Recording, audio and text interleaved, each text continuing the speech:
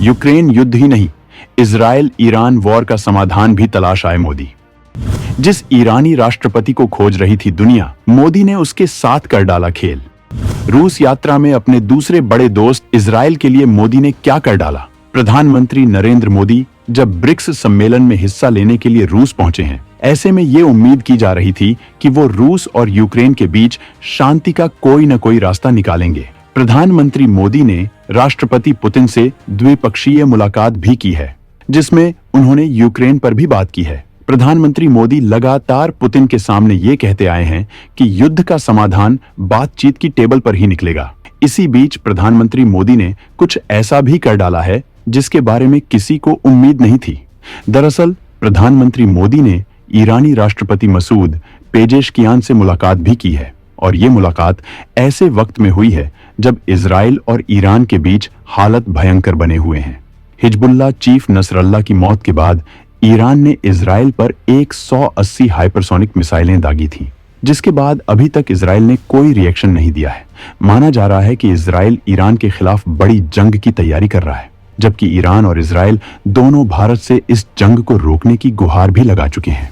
ऐसे में सवाल उठता है कि क्या प्रधानमंत्री मोदी ने ईरानी राष्ट्रपति से मुलाकात पर इस मामले में कोई सॉल्यूशन निकाला है? क्या भारत मिडिल ईस्ट को जलने से बचा सकता है? इस बारे में सब कुछ जानने के लिए वीडियो को अंत तक देखिए। पीएम मोदी यूक्रेन जंग को खत्म कराने की चला रहे मुहिम। अब इजराइल ईरान के बीच भी निकाल सकते हैं कोई रास्ता। इस वीडियो में सबसे पहले हम आपको बताएंगे कि प्रधानमंत्री मोदी किस तरह से मिडिल ईस्ट में जंग को भड़कने से रोकने की कवायद कर रहे हैं, जबकि इसके बाद हम ये भी बताएंगे कैसे वो सुरक्षा परिषद के स्थायी सदस्य न होते हुए भी यूक्रेन जंग को रोकने की मुहिम पर भी लगे हुए हैं। दरअसल इजराइल भी भारत का रूस की तरह का ही दोस्त है।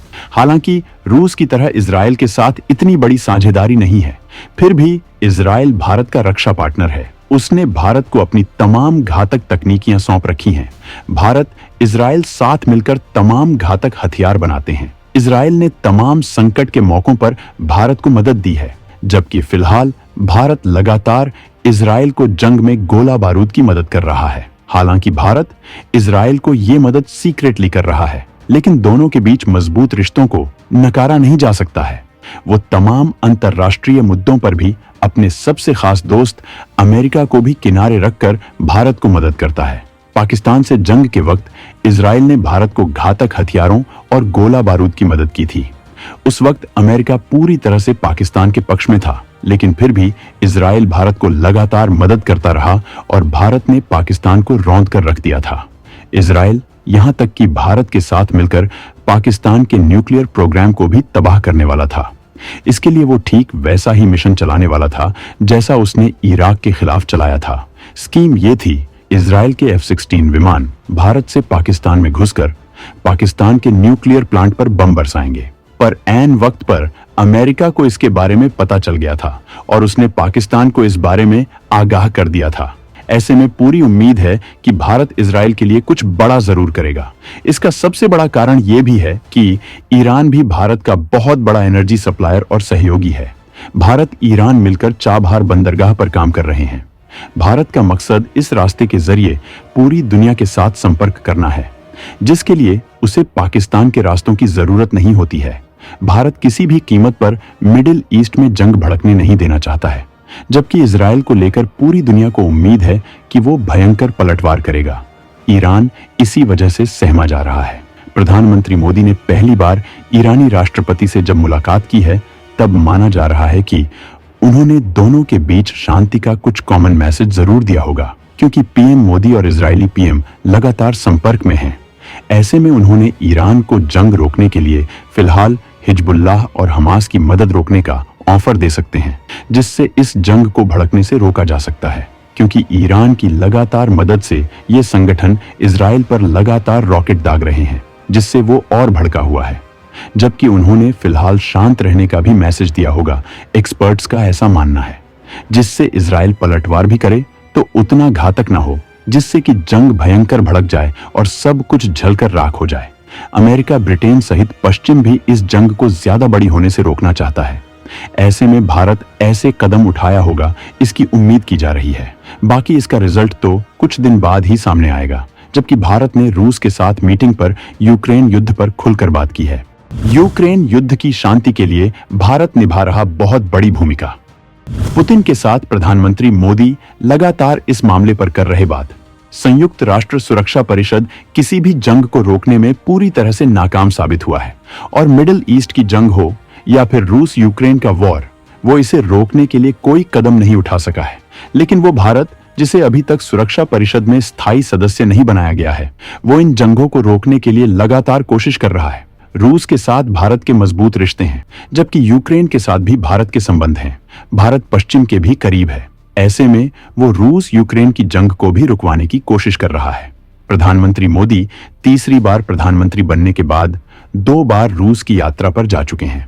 इस बार जब पीएम मोदी रूस गए हैं, ऐसे में पुतिन ने पीएम मोदी से मुलाकात के वक्त ये कहा है कि अब पीएम मोदी के साथ उनके रिश्ते इतने मजबूत हो चुके हैं कि उन्हें किसी ट्रांसलेटर की भी जरूरत नहीं है। ये भारत के लिए रूस की अहमियत को दिखाता है।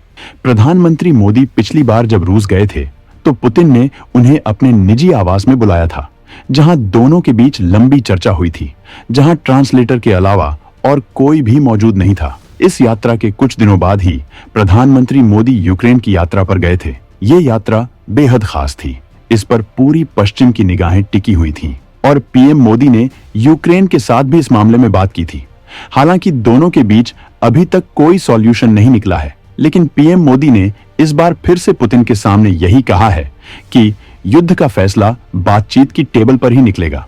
दोनों पक्ष अब किसी तरह से इस युद्ध को रोकना चाहते हैं और दोनों की ये उम्मीद भी है कि भारत इस मामले में कोई बड़ा कदम उठाए। भारत आज विश्व में महाशक्ति की भूमिका में है, जहां वो बड़े बड़े विवाद शांत करा रहा है।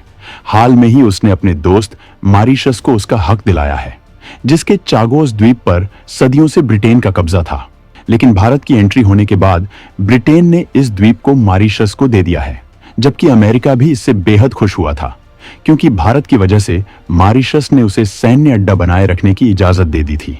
माना जा रहा है कि दोनों पक्ष इस विवाद में अपनी अपनी शर्तें मनवाना चाहते हैं, जबकि यूक्रेन क्रीमिया से रूसी कब्जे को हटाने की मांग कर सकता है, जबकि पुतिन का सीधा पक्ष यही हो सकता है कि यूक्रेन को नाटो में न रखा जाए, जबकि यूरोप ने उस पर जो हजारों प्रतिबंध लगाए हैं उन्हें बहाल करे और पश्चिमी बैंकों में उसके सारे खातों को बहाल किया जाए, उसकी सारी संपत्तियों को मुक्त किया जाए जिन्हें जब्त किया गया था। अगर ये संधि नहीं होती है तो रूस युद्ध की समाप्ति पर ऐसी ही मांग करेगा, जबकि तब यूक्रेन पर और भी दबाव बढ़ेगा। अमेरिका को पहले ही ऐसी उम्मीद है। पीएम मोदी वक्त से पहले ही इस आग को ठंडी करके मामले का सॉल्यूशन निकालने में लगे हैं, जिसे पुतिन खुद स्वीकार कर चुके हैं। तो दोस्तों, भारत की वैश्विक भूमिका पर आप क्या सोचते हैं? कमेंट में जरूर बताएं।